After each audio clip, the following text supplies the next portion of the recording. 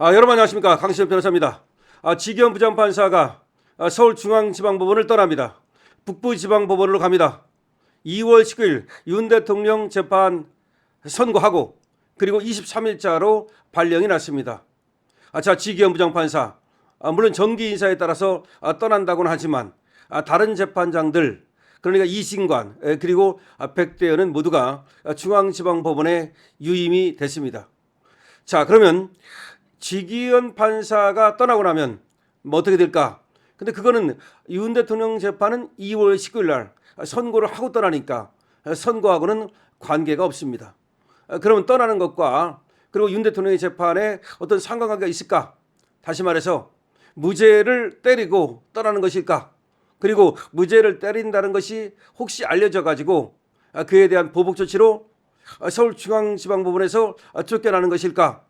아니면 그와 관계없이 지금은 결과를 아무도 모르는 것이고 이 떠나는 것과 윤 대통령의 지금 유무죄는 관계가 없는 것일까? 여러 가지 생각이 들 겁니다. 아니 일반이라면 모두 그런 생각을 할 수가 있죠. 지기현이 떠난다? 다른 재판장들은 안 떠난다? 그런데 이진관이는 한덕수 총리에게 무려 23년을 때렸죠. 백대리는 윤 대통령 특수고무집행 방해로 5년을 때렸죠. 모두가 이재명이 좋아할 만한 재판을 했죠. 이재명이 전혀 문제 삼지 않는 그런 재판을 했죠. 그렇기 때문에 이재명이 좋아하는 재판한 사람은 그대로 남고 혹시 지기현은 과거에 말이죠. 윤 대통령을 석방한 적이 있죠. 그것 때문에 괘씸죄에 걸려서 떠나는 것은 아닐까? 그리고 조의대 역시 지금 이재명 눈치를 보면서 뭔가 공정하지 못한 인사를 하는 것은 아닐까? 라는 또 생각을 하게 됩니다. 근데 우인성 판사 같은 경우는 말이죠. 이번에 김건희 여사에 대해서 중요한 두 가지를 무죄로 했죠. 그리고 뇌물 받았다는 거 알선죄라고 하는 거죠. 정확히 말하면 이걸로 1년 8개월을 때렸습니다만은 우인성 판사는 그대로 서울중앙지방법원에 또 남았습니다. 그래서 결론적으로 말하면 지기현 판사는 이제 떠날 때가 됐기 때문에 정기 인사에 해당되기 때문에 떠나는 것이다. 그러니까 괘씸죄 때문에 떠나고 안 떠나고 그렇게 보기는 어렵습니다. 그러나 저번에 어떤 적이 있었습니까? 과거에 김명수라고 하는 자가 있지 않습니까? 그 대법원장. 김명수 대법원장은 어떻게 했어요? 자기가 필요하다고 생각하면 계속 중앙지방법원에 집어넣었죠. 김미리 판사라 해가지고 이 판사가 계속해서 조국이라든지 황홀아라든지 얘들 울산 원전 사건 이런 것들이 있지 않습니까? 그때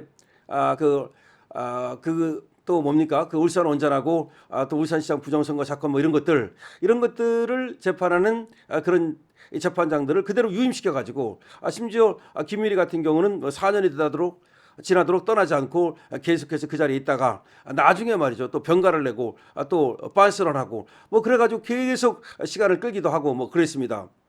그런데 우리 한번 생각해 봅시다. 지기현 부장판사 같은 경우는 혹시 이런 경우는 없을까요? 2월 19일 날 선고를 한다고 해놨어요.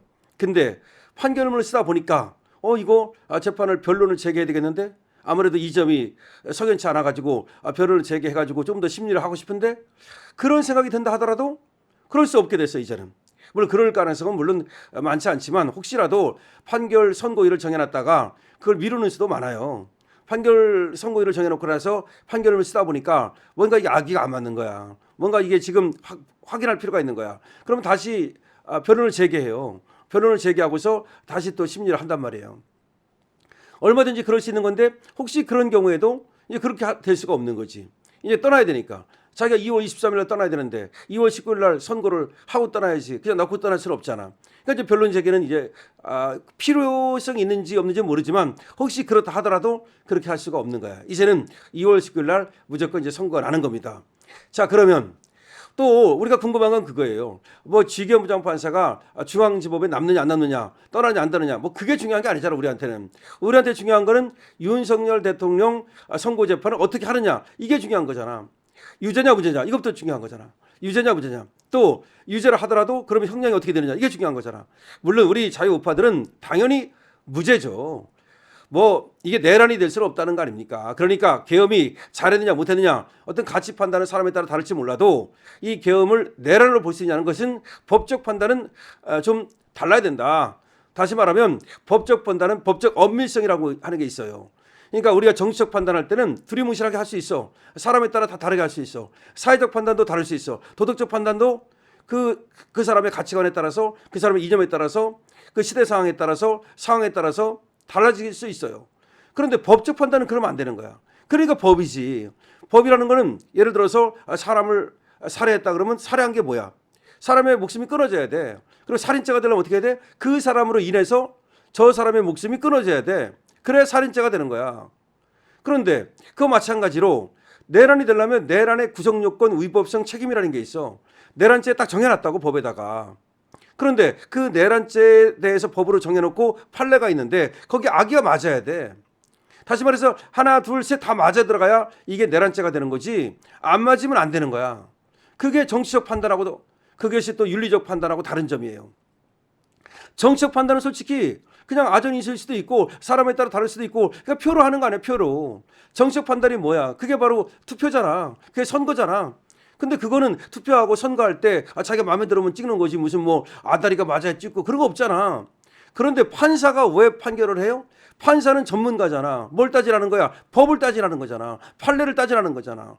그것이 과연 진짜로 구성요건 위법성 책임이 맞아가지고 내란인지 아니면 그렇게 볼 수 없는지를 아주 엄밀하게 따지라는 거잖아. 어떻게 따져라? 첫 번째 무죄 추정의 원칙. 첫 번째 무죄라는 거야. 무죄를 추정하라는 거야 일단. 그 다음에 의심스러울 때는 피고인의 이익으로, 의심스러울 때는 피고인의 이익으로, 인두비오 프로레 원칙 이거에 따라서 하라는 거야. 다음에 증거재판주의 원칙. 반드시 증거가 있어야 된다는 거야. 네가 아무리 심증이 있어도 네가 증거 없이는 재판하지 말라는 거야. 증거재판의 원칙. 그 다음에 엄격한 증명의 원칙. 엄격한 증명이 뭐냐면 이 증거 능력과 증명력이 인정되는 그런 증거에 의해서만 유죄로 할 수 있는 거지 이 증거가 오염됐다거나 이 증거가 믿을 수 없다거나 그러면 그 증거 가지고 유죄를 하지 말라는 거야. 이런 형사법의 대원칙들이 있어요. 형사법의 대원칙에 들어맞아야만 유죄인 거야.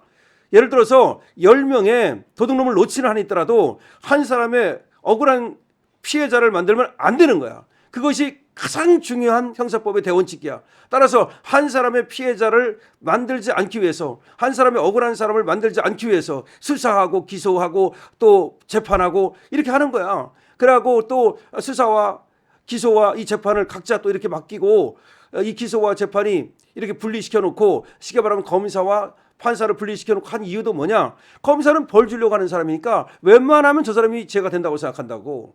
근데 판사는 심판이기 때문에 웬만하면 되는 게 아니야. 따져보자는 거야. 따져보자는 거야. 축구할 때도 이게 골인지 아닌지 따져보잖아. 그 다음에 이게 반칙인지 아닌지 따져보잖아. 따져보지 않고 그냥 쟤 유죄야. 그건 임의재판이지. 그러니까 지금 이재명이들이 얘기하는 건 다 인민재판이고 아니 그래서 계엄을 했다. 맞아. 계엄을 했고 국회 출동했어. 맞아. 선관위 출동했어. 맞아. 그랬다고 해서 그것이 과연 내란이 되는지는 따져봐야 된다는 거야. 그렇기 때문에 지기현 부장판사는 엄격한 증명의 원칙, 무죄 추정의 원칙, 인두비오 프로레의 원칙, 그리고 증거재판의 원칙, 이 형사법의 대원칙에 의해서 판단해 주기를 바라는 거예요. 그래서 지기현 부장판사는 그렇게 하시리라고 봐요. 그렇게 하기를 원해요. 그렇게 하기를 바래요. 그러나 지금 보면은 이진관이가 한덕수 국무총리한테 23년을 때린 걸 보면은 한쪽으로 불안한 생각이 들어요. 과연 이진관이하고 과연 지기현하고는 아무 생각 없이 따로 그러니까 서로 아무런 연관 없이 그렇게 재판을 하는 것일까? 그래서 이진관이가 내란이라고 얘기한 거 아니야. 그래 내란 주요 임무 종사자라고 봐가지고서 한덕수 23년을 때린 거 아니야. 근데 그럼 지기현이는 이 이진관하고 아무런 상관없이 자기가 그야말로 이 형사법의 대원칙에 의해서 판결을 하는 것일까? 그런 생각을 하게 되는데 어쨌든 지기현 판사가 간다고 하니까 정말 제대로 된 재판을 역사에 남는 재판, 부끄럽지 않은 재판을 해주고 떠나기를 바라봅니다. 강시엄TV입니다.